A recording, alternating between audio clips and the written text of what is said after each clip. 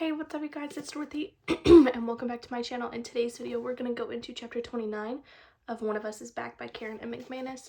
So let's get right into this video.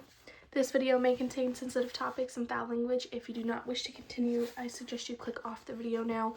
You have been warned. Chapter 29, Nate, Sunday, July 19th. All in favor, Santa asks. My roommates and I barely lift our hands. We look like the most reluctant, depressed group of volunteers ever.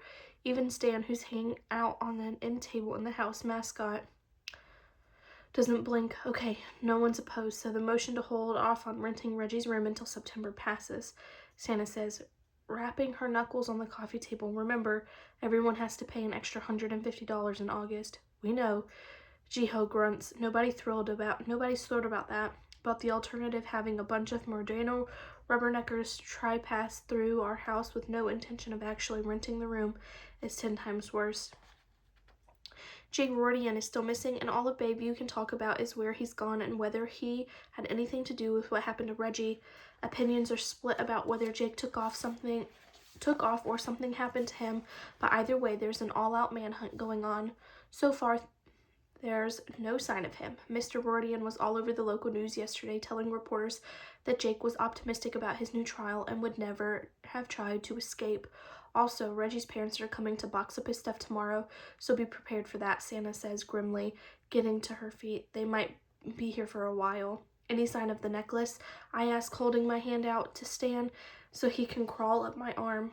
He starts towards me, but gives up after 2 steps. The older Stan gets, the less inclined he is to move unless you bribe him with food. Santa shakes her head, gathering her flowy skirt in one hand as she steps into the hallway. Not yet, she says, but it's bound to turn up eventually. Santa, Crystal, Jiho, and Deacon all take off, so I'm the only one around to respond when the doorbell rings. I brace myself for the possibility that Reggie's parents decided to show up early, but when I open the door, all I see is my dad. Hey, I say, stepping back to let him in. I didn't know you were coming. Yes, sorry, I would have called, but Dad trails off, glancing around the empty hallway. You're the only one home? No, everyone's here, just around, I say, waving a vague hand. Is there somewhere private we can talk? Dad asks. Your room, maybe? Christ, here it is. I don't know what's wrong, but I could tell that he and I were having some kind of calm before the storm. Sure, let me get Stan, I say tersely. It's fine, I tell myself as I pluck Stan off the end table and make my way upstairs with Dad trailing behind me. Whatever it is, it won't be any worse off than I was 2 years ago.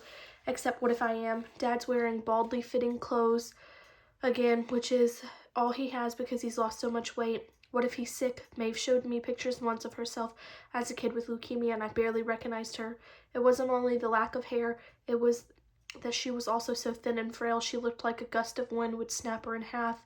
It'll be the shittiest thing ever if Dad finally kicked the booze, only to get hit with something worse. So this is your room, Dad says, gazing around us. I guess I could have given him a tour at some point, but it's never occurred to me that he'd want to see it.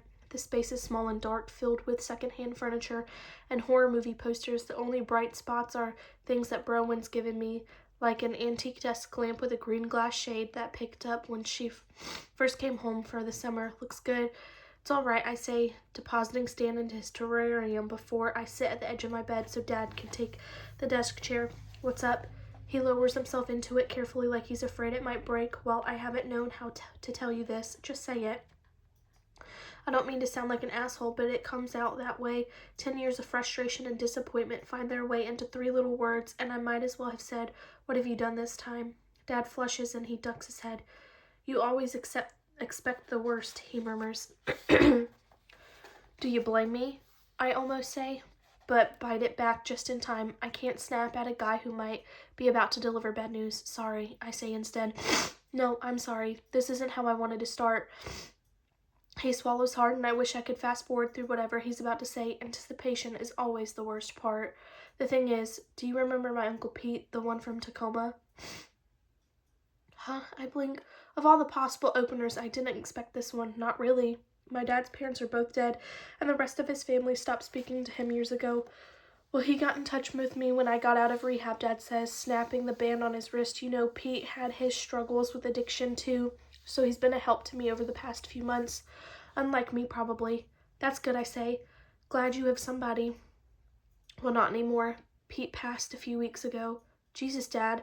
I stare at him. I know we don't talk much and I never met my great uncle, but why didn't you tell me? I meant to, but it's complicated because it turns out Pete left me some land. Your mom's been helping me sort through all the red tape, but the long and short of it is that some developers want it and we're going to be able to sell it. Dad takes hold of his rubber band again for once. He doesn't snap it. When everything's said and done, it should clear a couple $100,000. Holy shit. I stare at him, unable to process the last part of this sentence. The Macaulay family has never come close to that kind of money. It wasn't that long ago that I couldn't pay a $900 ambulance bill. Are you serious?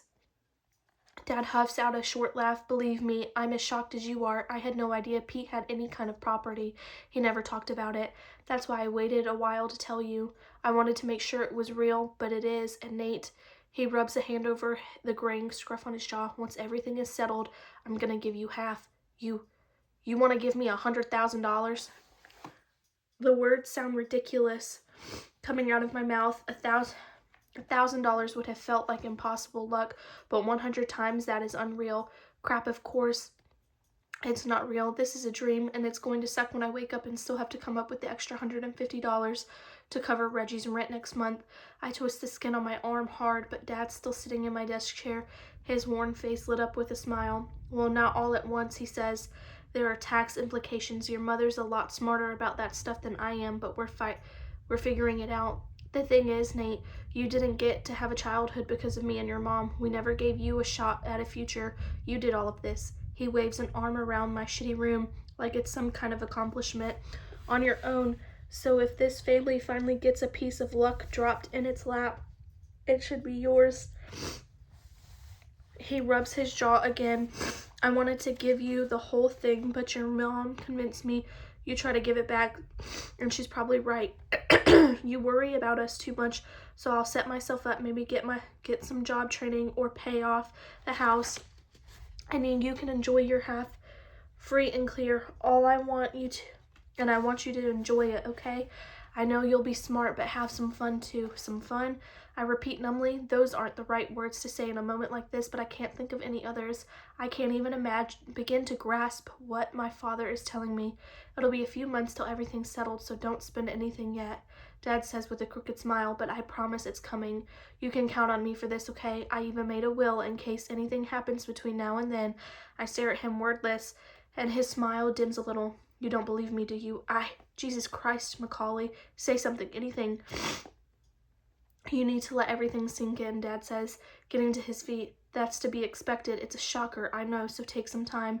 Then he can't talk because I've launched myself at him, hugging him so hard that I've squeezed the breath out of him. I've barely touched my dad in 10 years unless I was trying to haul him off the couch for some reason. I'm not hugging him because of the money, even though it probably seems that way. It's more because if he's doing this, planning not only for my future but his, then maybe he's making real progress. Some things do change after all.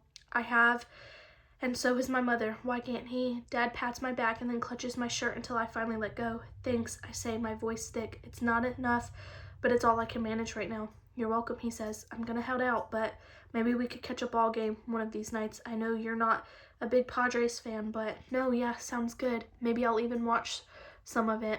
Somehow I managed to follow him downstairs and keep some kind of conversation going, even with my brain buzzing a mile a minute. And then he's saying talk soon and shutting the door behind him, and I'm alone. So that's that. He's not relapsing and he's not dying. He's got a pile of money, which means he doesn't have to live on a razor-thin edge of getting by anymore, and neither do I. Holy shit, neither do I. I could finish up school at a 4-year college, move into a better apartment, visit Broen while she's at Yale, buy some kind of fixer-upper and flip it, maybe thanks to everything I've learned from Mr. Myers, or do none of that, well, except for visiting Broen, but know that I could. The sound of Mbop comes out of my pocket then, and I almost don't mind how fucking cheery that song is. For once, it fits my mood. I hope it's Broen calling, because she's not going to believe this. It's not, though. The screen says Vanessa.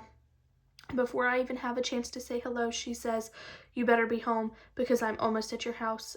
Yeah, what's up? I say, rubbing my temple like that'll clear my head. I'm coming from the Rordians, she says. You owe me, Macaulay, Vanessa says, flipping herself onto one of our couches. She looks completely out of place on the faded brown fabric in her pristine white sundress and silver sandals. You owe me so hard. Then her nose wrinkles as she gazes at whatever stain she sat next to. Ew, what is that? I'm going to leave the video off right there. I will see you guys in the next part of this chapter. Bye.